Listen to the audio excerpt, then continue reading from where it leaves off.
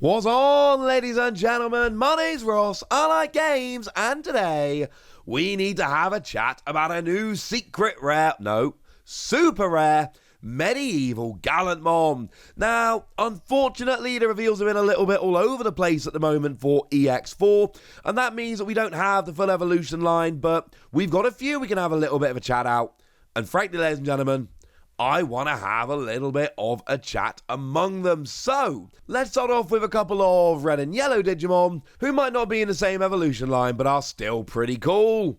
Yeah, it's Agumon. So we've got a free cost to play normally, 1 cost to Digivolve, 2,000 power. I don't like 1 cost to Digivolve on level 3s, and I've said this before. Generally speaking, turn 1, going first, you evolve your level 2 you've just hatched into a level 3 for nothing, and then you either play a card or evolve into your level 4 and it turns a turn to your opponent. That's what we all do, that's the way it works. Because this costs memory to evolve, you've now got to do this and that's it, that's all you get. You Digivolve your Agumon, oh wait, no, I've just paid a memory, I'm done. I don't like that. It does Digivolve as a 0 cost from Koromon specifically, but it's got to be Koromon and that doesn't make me happy. But at the start of your main phase, if you have a red or yellow Tamer in play, gain a memory. We've seen Tamer heavy decks. We know there are a bunch of Tamer heavy decks out there, and I don't think I'm bearing the lead on this one when I tell you Geogreymon. Geogreymon loves going for the whole Tamer heavy deck thing. And that's okay. We know that Geogreymon likes doing that, and that's alright by me. We saw it right back in BT2, where when Digivolving you rested all of your yellow Tamers, and for each one rested, you activated the following effect. Minus 4,000 to one of your opponent's Digimon, plus it gained 1,000 for each Tamer that you have. Then we had the Geogreymon from BT4, where when one of your red or yellow Tamers is suspended, you gain security attack plus 1 for the turn.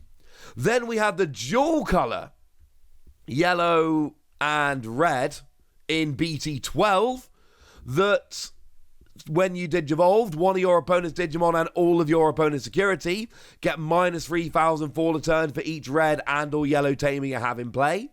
And on your turn, all of your Marcus Damon get 3,000 power and security attack plus 1. Yeah, that's the one that lets you attack with a Tamer, which is apparently very much in the lore of Digimon. And then to be fair, there was one in Starter Deck 7, but it didn't really have anything to do with Tamers, so meh. But the point is, we've seen Geogreymon, we know it's red/yellow, and we know that it loves Tamers, so this is one to keep an eye on. Plus, your turn, once per turn, when your red or yellow Tamer becomes suspended, you draw a card. So basically, you play a red or yellow Tamer and gain a memory, and then you suspend it and draw a card. This is generating resources as you go through the game. That's a good thing. We've then got Geogreymon, 5 cost to play normally, 5,000 power, 3 cost to Digivolve. Again, that 3 cost to Digivolve is too much. It should be 2 for a level 4. And it can Digivolve as a 2 cost from any level 3 that's called Agumon in its name and Dinosaur in its traits. It's too awkward. But if you have a red or yellow Tamer in play, you gain a memory. So if you're specifically going up through this evolution line, it's fine. And again, at the start of your main phase, if you've got a red or yellow Tamer in play, you gain a memory for each Agumon and each Geogreymon. Incidentally, it is if you have a red or yellow Tamer in play, gain a memory. It is not if you have a red, gain a memory, and if you have a yellow. It is if you have any red or yellow, gain a memory. It's not 1 memory for each. It's not 1 memory for red, 1 memory for yellow. It is 1 memory total. But if you've got multiple Geogreymon/Agumon, you can activate all of those skills and get 1 memory for each. We've then got an inheritable skill. When your red or yellow Tamer becomes suspended, draw a card. Now, it's the same skill that we see on Agumon. And in fact, it is basically the same card as Agumon, just as a level 4. Here's the difference, though. This is an inheritable skill. So I can get my Agumon, evolve it into a Geogreymon, evolve it into any level 5, at which point both of these inheritable skills are active. At which point, when I evolve my red or yellow Tamer, I draw 2 cards. And I know we have draw power in Digimon, but I've made this point many times before. The draw power we have in Digimon is not the same as the draw power that we have in other card games. It's not the same. It's not as good. So if you're giving me this that can potentially draw multiple cards every time I suspend a tamer, oh, you better believe I'm getting a little bit excited about this one, ladies and gentlemen.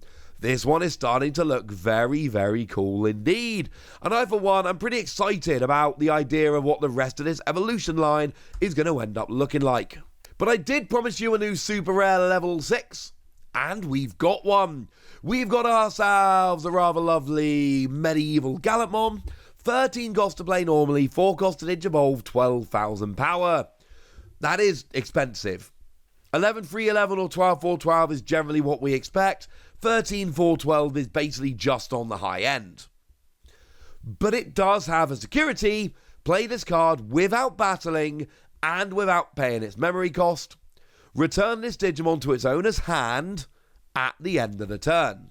So you get to play it for free, but the battle doesn't happen, because usually it's at the end of the battle, but no, the battle doesn't happen, which is big, because you got 12,000 power.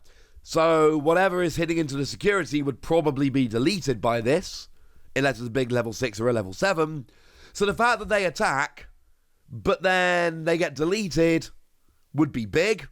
The fact that they don't get deleted because the battle doesn't happen, boo. But you also don't pay its memory cost, but it also only lasts for a turn. And bearing in mind, the whole point of security is that it comes out on your opponent's turn, when they are taking off one of your security. So at the end of the turn, it goes back to your hand, which is good because it's in your hand ready to go, but it means that it doesn't stay out there. So not only do you not get the security battle, which is actually bad because you've got 12,000 power, you want it, but also it goes back to your hand at the end of this turn, which is your opponent's turn, which means it's not ever actually in play, ready to attack with. So what's the point? Well, one of the points is it goes into your hand, so you can Digivolve into it or play it next turn, your turn, which is lovely. But the other point here is, when you play or attack, delete one of your opponent's Digimon with 6,000 power or less. If no Digimon is deleted by this effect, suspend one of your opponent's Digimon, and that Digimon cannot unsuspend during your opponent's next unsuspend phase. This is very much a dual colour red and green, which as someone who is red-green colourblind makes me sad. But essentially, the delete a Digimon with 6,000 power or less is very much a red skill, and the suspend your opponent's Digimon they don't unsuspend, that is very much a green skill. And I'm sorry, I like this. I'm a sucker for this, where we've got a red-green Digimon with a red skill and a green skill.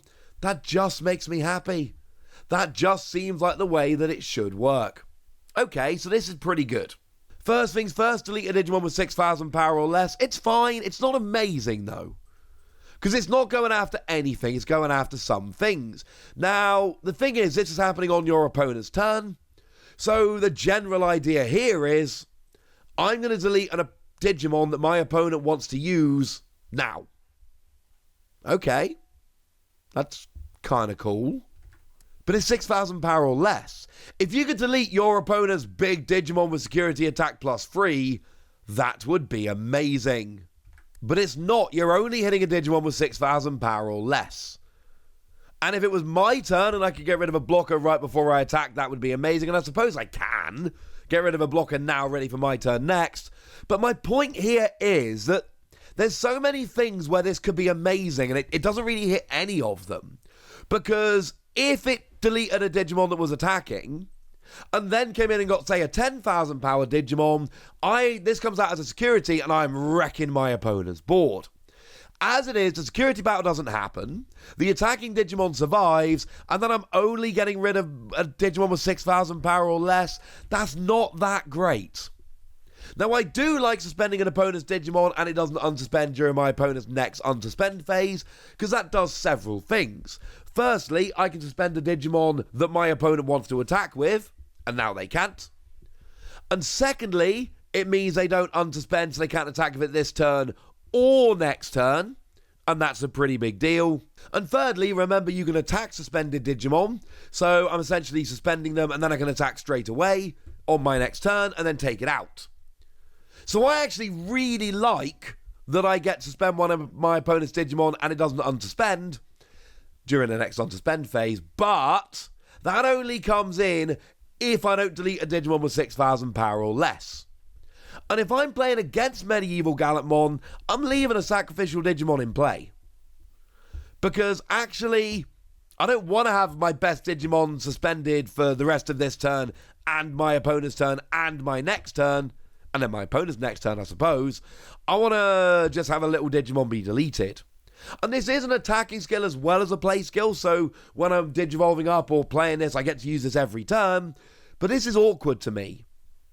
I like that it goes into my hand, I like that I get to suspend Digimon, but I'm not loving that the security battle doesn't happen, and I'm not loving that the priority is deleting a Digimon, and I'm not loving it's only 6,000 power or less. So there's potential here, but I'm going to be honest with you, I'm actually more excited about the Agumon and Geogreymon acting as a draw engine. Sorry about that. But I want to know what you think, ladies and gentlemen, about all three of these cards, so let me know in the comment section. Go nuts! Be nice!